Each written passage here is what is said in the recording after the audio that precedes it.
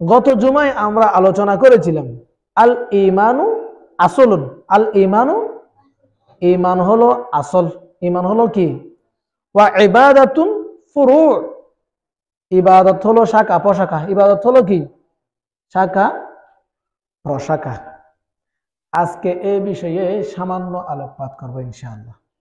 আমাদের মধ্যে অনেকের ধারণা আমার ঈমান পাক্কা সাচ্চা, সুতরাং ইবাদত না করলেও চলবে, ইবাদত না করলেও চলবে। এই ধারণাটা সম্পূর্ণ ভুল। এই ধারণাটা কি? সম্পূর্ণ ভুল। আল্লাহ রাব্বুল আলামিন পবিত্র কোরআনে ঘোষণা করেছেন, ওয়া আকিমুস সালাতা ওয়া আতুজ যাকাত, তোমরা নামাজ কায়েম করো, যাকাত প্রদান করো। নামাজ কায়েম করো, যাকাত প্রদান করো।